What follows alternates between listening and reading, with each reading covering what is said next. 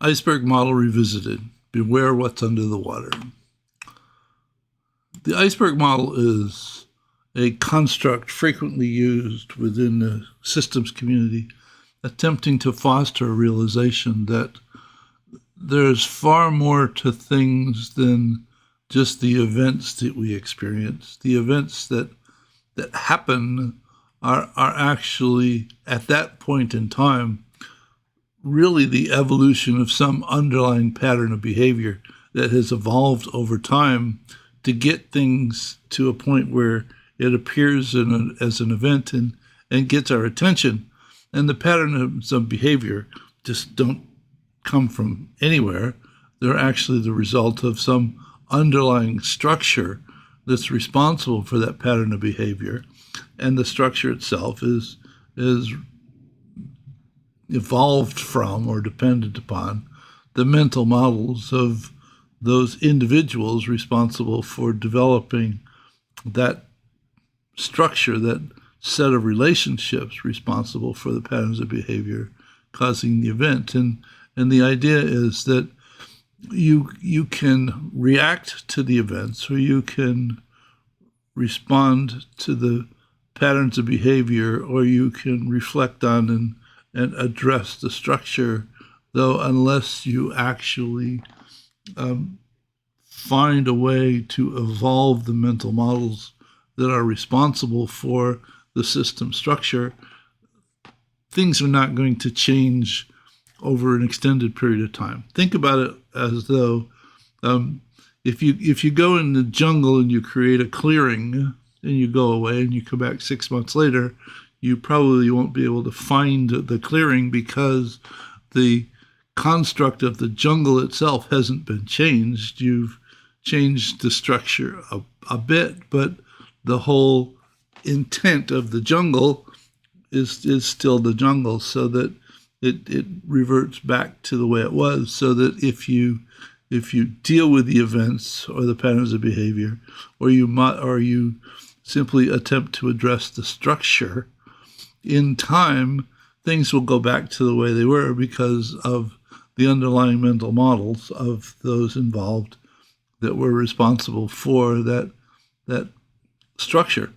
Now, I used this for some period of time, and then I looked for an alternative just because I thought another perspective might be useful. So I put together this sequence so that I have a situation and I ponder it, trying to figure out what happened. We look at things from an event perspective because we live in the moment. Sometimes we think about the future or think about the past, but we live in the here and now, in the moment. So we look at things in terms of events, though the events are actually, as I said, the result of some pattern of behavior that evolved over time. And though we tend not to actually be aware of the patterns of behavior because we're living in the moment, and that pattern of behavior is the result of some set of interacting components that's responsible for that pattern of behavior, and this structure, which evolved over time based upon the mental models of those individuals responsible for it. And I always love this picture because it shows this group of people, and each one of them has a very different mental model of what it is that they're intending to create. So what they end up creating is usually a mess. So in terms of sorting this all out, I consistently use this approach that I call AND, which is a very simple 6-step approach, which is to begin with a situation or topic that I want to understand, and I ask, what influences this, and what does this influence?